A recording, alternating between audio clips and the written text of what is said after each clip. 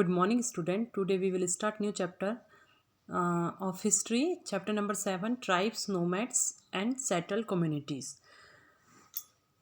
Social changes was not the same everywhere as society were evolving differently. आप देखेंगे कि कहीं पे भी सोशल जो चेंजेस हुए हैं हर एरिया में अलग अलग तरीके से हुए हैं. In large part of the subcontinent society was already divided according to the rules of varna. Generally जितने भी हमारा सब कॉन्टिनेंट में सोसाइटी जितनी भी सोसाइटी थी वो पूरी तरह से डिस्ट्रीब्यूट थी वर्ण सिस्टम में. The rules as prescribed by the Brahmans were accepted by the rulers of large kingdom. और जितने भी रूल्स थे वो सब ब्राह्मण्स लोगों ने हमें प्रिस्क्राइब्स किया था. वेर एक्सेप्टिंग और उसको एक्सेप्ट किया था रूलर्स ने. जो बड़े बड़े किंगडम्स के रूलर्स होते थे वो उसे एक्सेप्ट करते थे. The difference between high and low and between the rich and poor increased. और जैसे जैसे समय बीतता गया जो डिफरेंसेस थे हाई और लो क्लास, रिच एंड पुअर, इन सब में अब डिफरेंस बढ़ता गया. अंडर द दिल्ली सल्तनत and Mughals these hierarchy between social classes grew further. और जैसे जैसे दिल्ली सल्तनत और मुगल्स लोग आए तो और ये जो सोशल क्लासेस थे ये इनके जो डिफरेंसेस बढ़ते गए. Beyond big cities big tribal society. अब हमने अभी तक बड़ी बड़ी सिटियों के बारे में देखा है, अब हम देखेंगे ट्राइबल सोसाइटी कैसी थी. Tribal society, many society in subcontinent did not follow social rule and rituals prescribed by the Brahmins, nor were they divided into numerous unequal classes. Such societies are often called tribes. Generally tribe उन्हें बोला जाता था जो कि एक सामान्य society के साथ नहीं रहती थी, उनके रूल रेगुलेशन नहीं मानती थी. Nor were they divided into numerous unequal classes, और ना वो किसी क्लास में डिवाइड थे.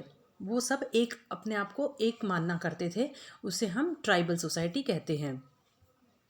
Then members of each tribe where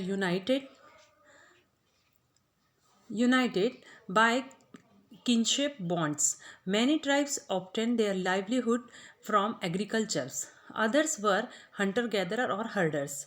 Members of each tribes, यहाँ पे हर ट्राइब्स जो होते थे सभी यूनाइटेड थे, सभी एक होके रहा करते थे.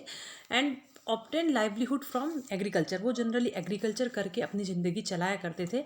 अदर्स वेयर हंटर गैदरर, कुछ एग्रीकल्चर किया करते थे तो बचे हुए हंटर गैदरिंग किया जाता था करते थे या फिर हर्डिंग करते थे. Most often they combined this activities to make full use of natural resources of the area in which they lived. Generally वो वहाँ जहाँ रहते थे वहाँ पूरी तरह से वहाँ के नेचुरल रिसोर्सेज रहते थे उनका पूरा यूज़ किया करते थे. Some tribes were nomadic and moved from one place to another. कई जो ट्राइब्स थे वो नोमैडिक थे जो कि एक प्लेस से दूसरे प्लेस में घूमते रहते थे. A tribal group control land and pasture jointly and divide this amongst household according to its own rules. उन लोग क्या करते थे, a tribal groups control and pasture jointly, वो जो अपने ग्रुप का कंट्रोल एक साथ किया करते थे और जो जानवरों के लिए वो इकट्ठा किया करते थे सामान, वो सबको अपने नीड के हिसाब से सब में समान मात्रा में बांटा करते थे.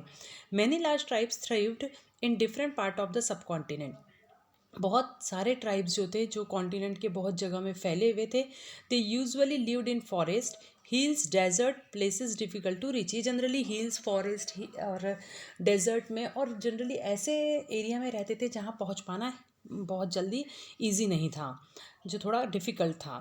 Sometimes they clashed with the more powerful cast based society. Generally कई बार तो वो जो कास्ट बेस्ड सोसाइटी से थे उनसे क्लैश होता था.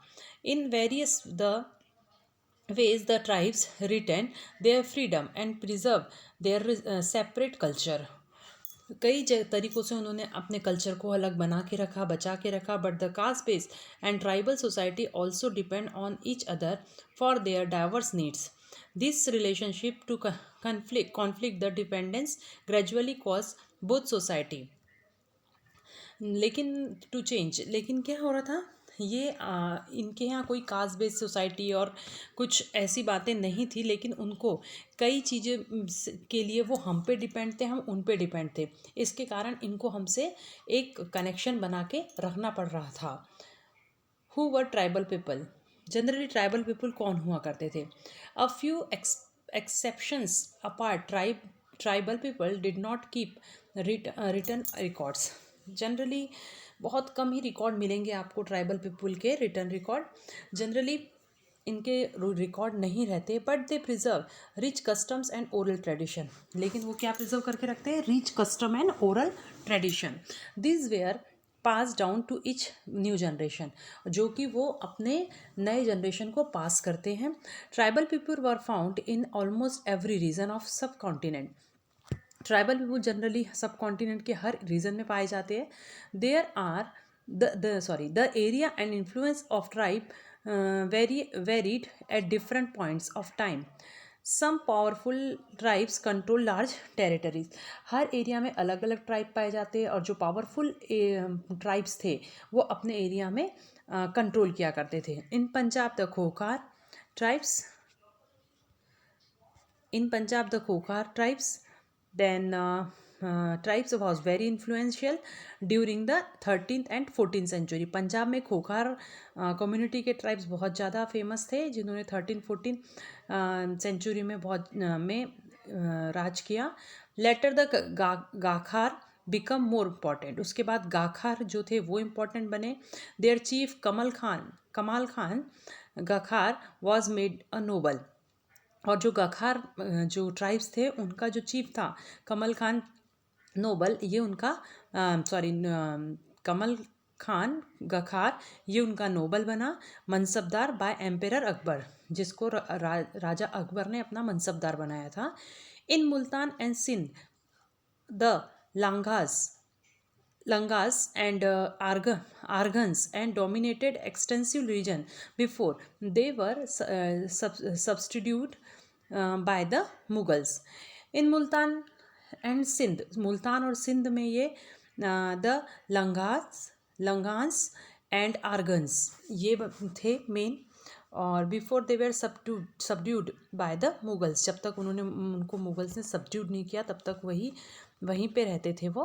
Then the Balochis were another large and powerful tribes in the north west में बलोचीज बहुत ज़्यादा पावरफुल थे. They were divided into many smaller clan under different chief.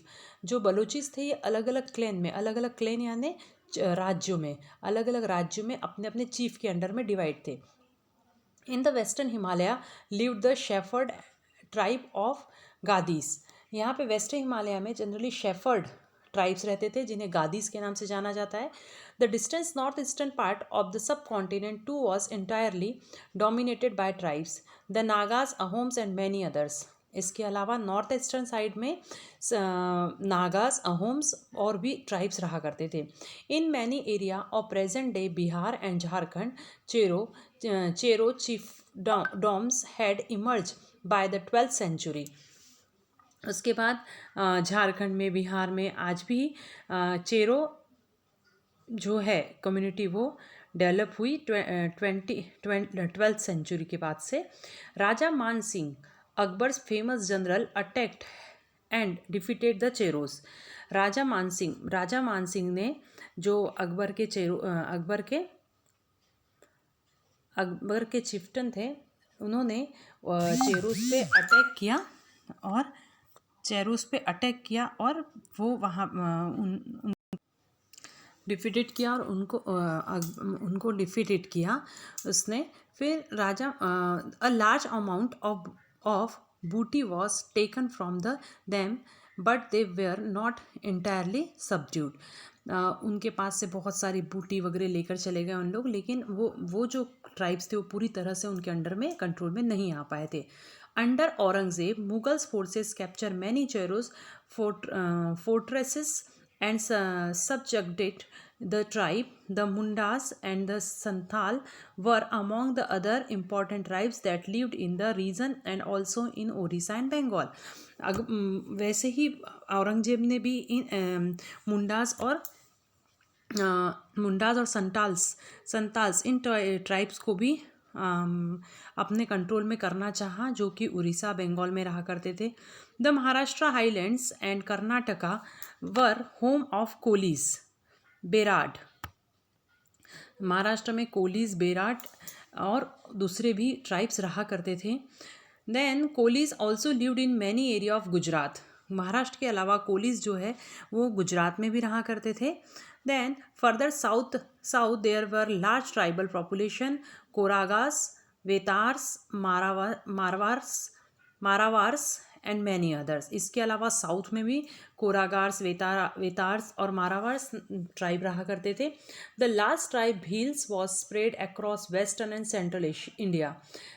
Bhil जो है, भील जाति के ट्राइब्स ये हर जगह में जनरली वेस्टर्न और सेंट्रल इंडिया में फैले हुए हैं. By the 16th century,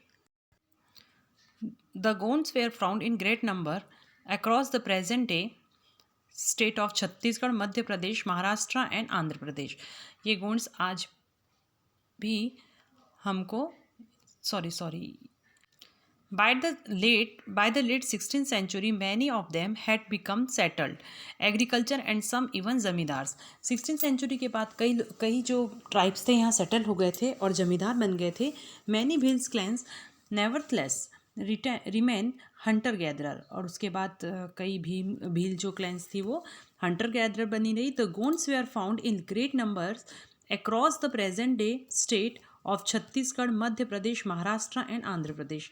जो गोंड ट्राइब्स है वो छत्तीसगढ़ में, मध्य प्रदेश में, महाराष्ट्र में और आंध्र प्रदेश में पाए जाते हैं even till now. How nomad and mobile people lived. अब नोमैड कैसे रहते थे? Then nomadic pastoralists moved over long distance with their animals. They lived on milk and other pastoral products. वो क्या करते थे? वो जनरली एक एरिया से दूसरे एरिया घूमते थे और ये पेस्ट्रोल प्रोडक्ट पे डिपेंड रहा करते थे. Then they also exchange wool, ghee etcetera with the settle agriculture for grain, cloth, utensil and other product. वो अपने पास से दूध, घी ये सब को एक्सचेंज करके उन सेटल्ड लोगों से दूसरी चीज़ें, उनकी चीज़ की ज़रूरत की चीज़ें लिया करते थे. They bought and sold these goods as they moved from one place to another, transporting them on their animals. ये वो चीज़ें खरीदते थे, बेचते थे, अपने एनिमल्स का यूज़ उन लोग ट्रांसपोर्टेशन में करते थे. The Banjaras were the most important traders nomad. Their caravans was called tanda. Banjaras जो थे ये बहुत इम्पॉर्टेंट कैरेवन थे, ग्रुप था इनका. इनके ग्रुप को तांडा के नाम से जाना जाता था. Sultan Alauddin Khilji use to Banjaras to transport grain to the city market. जो खलजी थे इन्होंने इनका यूज़ किया था. कैसे? इनके साथ वो अनाज, ग्रेन्स भेजा करते थे एम्पेरर मार्केट में. Then emperor Jahangir wrote in his memoirs that the Banjaras carries grain to the Bullock and different areas of to sold it in towns. They transported food grains for the Mughals army during military campaigns.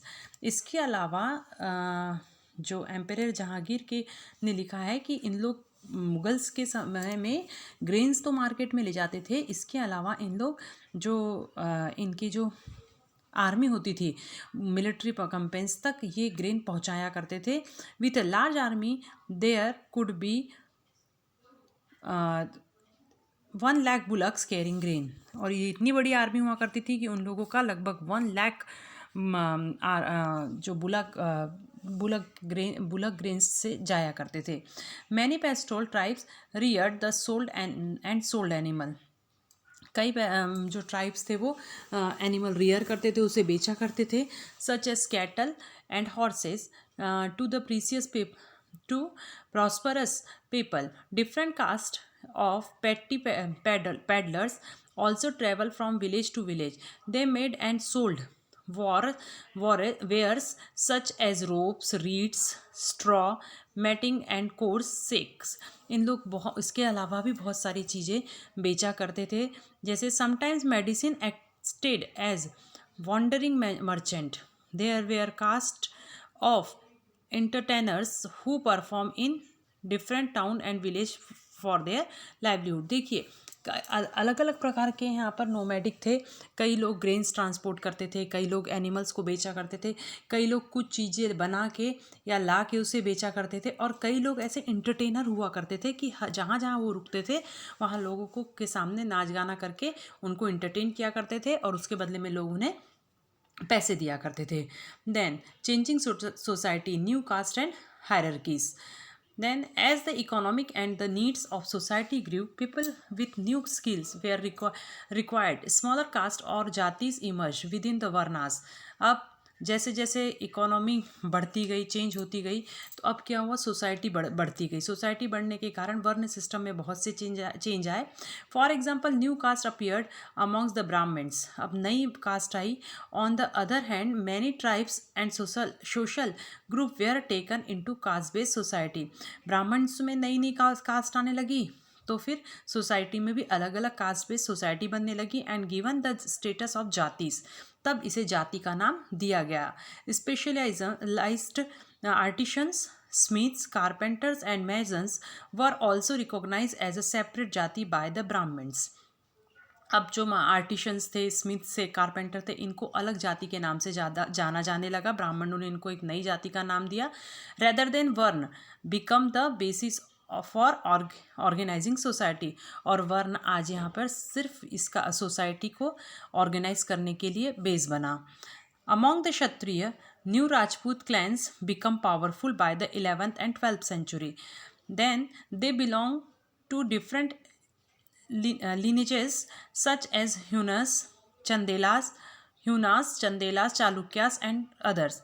अब जो क्षत्रिय थे, अब जब जाति में हम बटे, तो क्षत्रिय जो थे ये इनमें भी अब अलग अलग होने लगे, जैसे कि ह्यूनास, चंदेलास, चालुक्यास.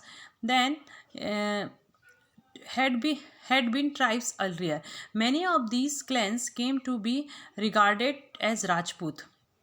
इनमें से कुछ क्लैन राजपूत के नाम से जानी जाती थी. They gradually replaced the older rulers, especially in agricultural areas. Here, a developed society was emerging, and rulers used their wealth to create powerful state. अब क्या हो रहा था, जो पुराने रूलर्स थे उनको बदल के नए रूलर्स आने लगे. अब जो रूलर्स थे वो अपनी स्टेट को बढ़ाने के लिए ज़्यादा ध्यान देने लगे थे. Then the rise of Rajput clan to the position of ruler set an example for the tribal people to follow. Gradually, with the support of Brahmins, many tribes became the part of the caste system. ब्राह्मण के support से बहुत से tribes caste system में बढ़ गए थे, but only the leading tribal families could join the ruling class. Generally जो लीडिंग ट्राइबल सोसाइटी थी उन्होंने ही ये क्लास को ज्वाइन किया था. A large majority join the lower जातीज of caste society. और बहुत सारे लोगों ने मतलब जो ट्राइब्स थे वो तो लोअर कास्ट सोसाइटी मतलब जातीज में आ गए थे, कास्ट सोसाइटी में. On the other hand many dominate tribes Punjab, Sindh and north west frontier had adopted Islam quite early. और कई ट्राइब्स ने तो जो पंजाब और other hand Punjab, Sindh, north west में जो थे इन्होंने इस्लाम एडॉप्ट कर लिया था. They continue to reject the caste system. वो कास्ट सिस्टम को अभी भी मना कर रहे थे.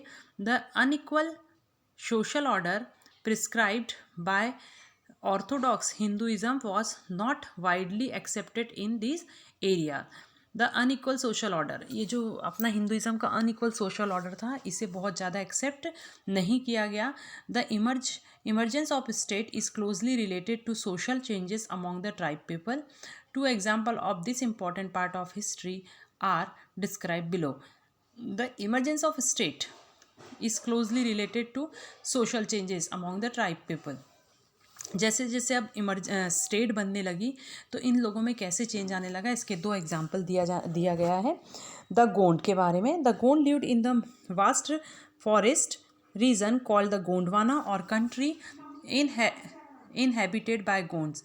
They practice shifting cultivation. The large यहाँ पे गोंड जो रहते थे ये गोंडवाना एरिया में रहते थे, ये शिफ्टिंग कल्टीवेशन किया करते थे। The large Gond tribes was further divided into many smaller clans, each clan had the own raja और राय। हर ये जो गोंड सोसाइटी थी अलग अलग क्लेन में डिवाइड थी, हर क्लेन का एक राजा या राय हुआ करता था। About the time that the power of the Delhi सल्तनत वॉज डिक्लाइन, उस समय दिल्ली सल्तनत का जो पावर था वो कम हो रहा था। A few large Gond kingdom were beginning to dominate the smaller Gond chief. The Akbarnama history of Akbar's reign mention the Gond kingdom of Garha Katanga that had 70,000 village. Akbarnama में हमको पता चलता है कि जो गोंड किंगडम थी गरह कटंगा, उसमें लगभग 70,000 विलेज थे उसके अंडर में। The administrative system of the kingdoms were becoming centralised. The kingdom was divided into garh, वहाँ पे ऐसा था, वो गरह कटंगा में ऐसा था कि जो पूरा एडमिनिस्ट्रेटिव सिस्टम था पूरा डिवाइडेड था। मेन जो एरिया था वो घर था। ईच घर वॉज कंट्रोल, और हर घर को जो पूरा स्टेट था उसको घर में डिवाइड करके रखे थे पार्ट में, जिसे घर बोला जाता था, और हर घर में एक गोंड क्लेन हुआ करती थी। This was further divided into units of 84 village, और ये घर जो थी वो फिर 84 विलेज में डिवाइड थी, उसे 84 बोलते थे। The 84 was subdivided into the bharot which were made up by 12 village, और ये 84 जो थी ये भारोत में डिवाइड थी, मतलब 84 में से 12 विलेज करके 12 विलेज को भारोत बोला जाता था। समझ में आया? एक क्लेन हुआ करती थी, क्लेन घर में डिवाइड थी, घर 84 विलेज में डिवाइड थे, वो 84 विलेज 12 84 विलेज का में 12 भारत में डिवाइडेड थे। The emergence of the large state change the nature of Gond society. They are basically equal society gradually got divided into equal social classes. Brahmins receive and grants from the Gond Raja and become more influential. The Gond chiefs now wish to be recognized as the Rajput. जैसे जैसे society में change आया, गोंड्स में भी change आया, ये अब अपने आप को राजपूत बताने लगे थे। सो अमान दास the Gond Raja of Garh Katanga assume the title of संग्राम शाह। तो इसीलिए अमान दास जो गोंड के राजा थे उन्होंने अपने आप को संग्राम शाह के नाम से फेमस किया था। He son Dalpat married princess Durgavati the daughter of Salbhan the Chandel Rajput raja of Mahoba. तो और उसकी डॉटर उसका जो बेटा था दलपत, उसने शादी किया था किससे? दुर्गावती से, जो कि सलभान द चंदेल राजपूत की बेटी थी। Then Dalpat however died early. Rani Durgavati was very capable and started ruling the behalf of her 5 years old son. Dalpat raja बहुत जल्दी उनकी डेथ हो गई थी, तो दुर्गावती ने राज्य संभाल लिया था। वो बहुत होशियार थी, उन्होंने अपने 5 साल के बेटे के बिहाफ में वो राज्य पे राज किया। वीर नारायण, उसके बेटे का नाम था Vir Narayan. Under her the kingdom became even most extensive. वो उसके समय में जो किंगडम थी वो बहुत एक्सटेंसिव बनी। इन 1565 the Mughals forces under the Asaf Khan attack the घर कटंगा। फिर 1565 में असफ खान ने, मुगल फोर्स ने उन पे अटैक किया। Strong resistance was put up by the Rani Durgavati. She was defeated and preferred to die rather than surrender. Durgavati ने बहुत ज़्यादा साहस के साथ उनका अपोज किया, लेकिन वो डिफीटेड हुई और उन्होंने अपने आप को सरेंडर करने से अच्छा उन्होंने मरना पसंद किया। Her son too die fighting soon after, और उनका बेटा भी उनके साथ ही मर गया। Then Garha Katanga was a rich state.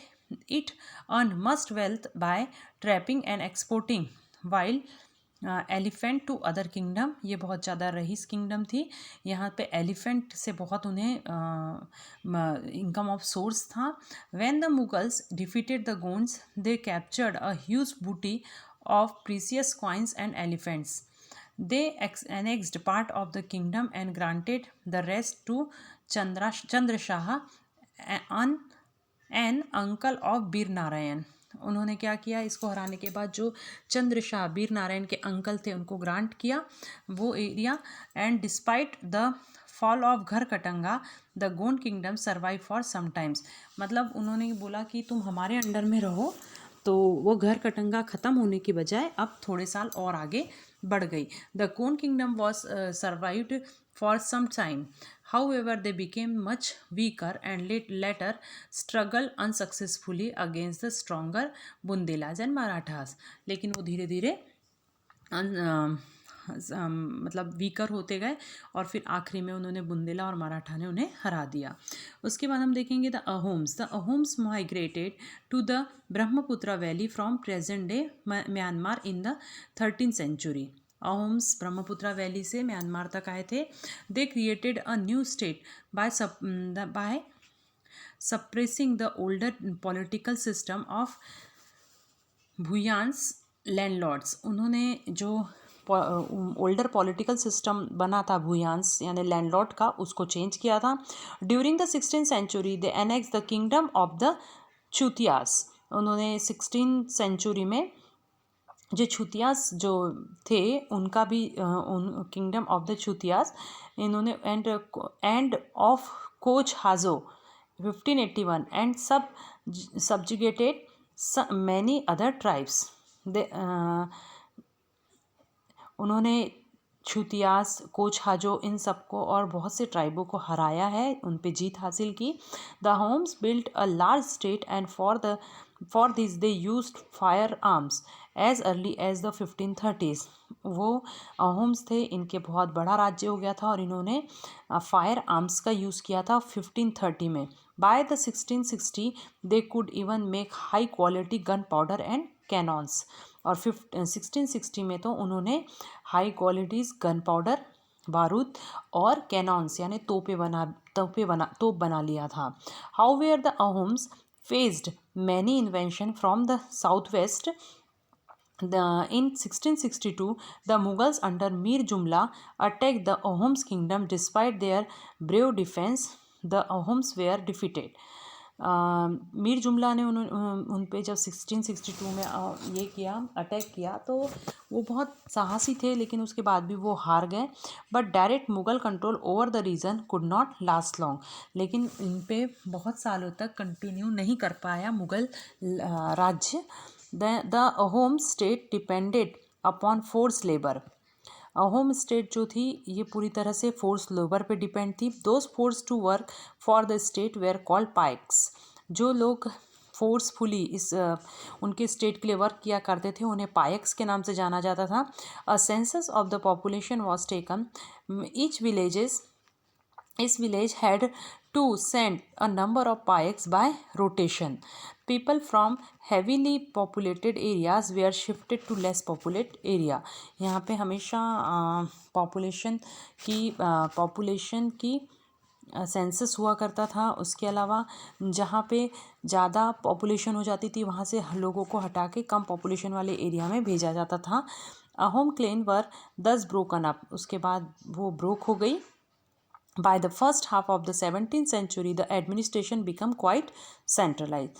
और first half of the 17th century में ये जो इनका जो क्या बोलना चाहिए एडमिनिस्ट्रेशन था ये सेंट्रलाइज हो गया। Almost all the adult males served in the army during wars. Generally यहाँ पे जितने भी लोग होते थे मतलब मैन होते थे ये सभी आर्मी में वार में भाग लिया करते थे। At other times they were engage in building dams, irrigation system and other public works. और जब खाली समय होता था तब ये डैम बनाया करते थे, इरिगेशन काम किया करते थे और पब्लिक वर्क किया करते थे। The Ahoms also introduce new method of rice cultivation. इन्होंने नई टेक्निक लाई थी राइस कल्टिवेशन की। Ahom society was divided into clans और खेल। अहोम सोसाइटी जो थी वो क्लैन में या खेल में डिवाइड थी। There were very few caste of artisans.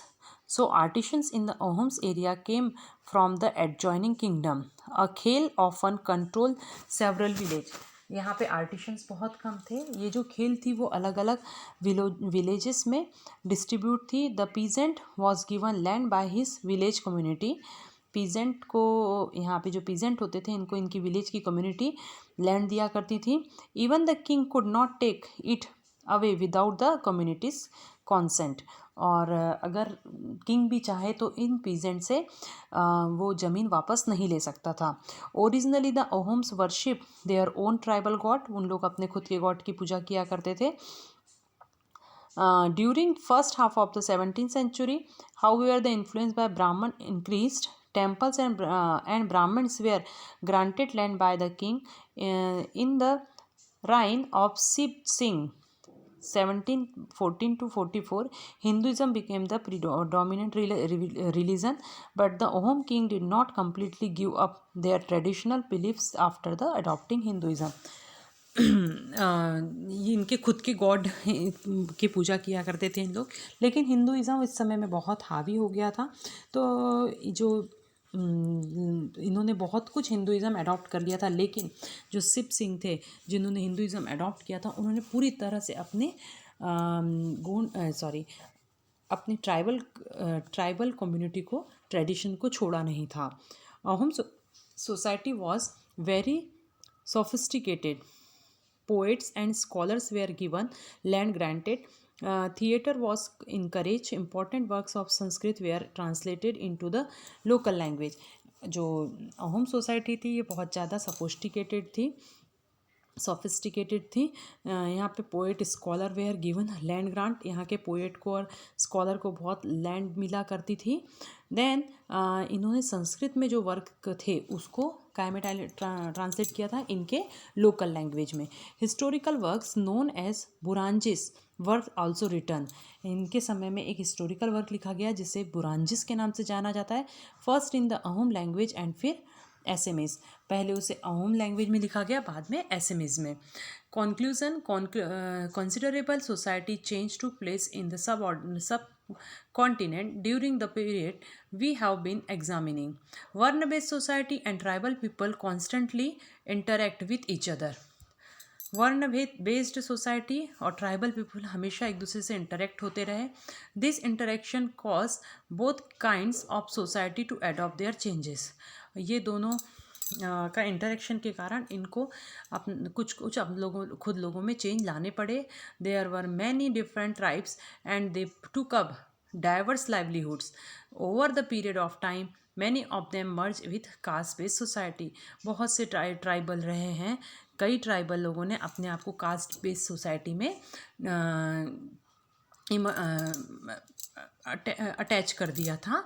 Other however reject both the caste, और कई लोगों ने इसे रिजेक्ट भी किया कास्ट सिस्टम को, एंड ऑर्थोडॉक्स हिंदुइज़्म, और जो ऑर्थोडॉक्स हिंदुइज़्म था इसको भी उन्होंने रिजेक्ट किया। Some tribes established extensive state with well organised system of administration, जो कुछ ट्राइब थे उन्होंने एकदम अच्छा well organise system of administration बनाया।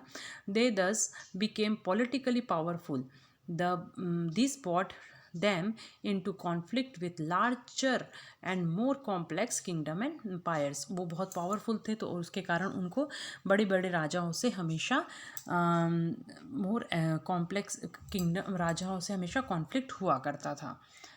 Our lesson is complete.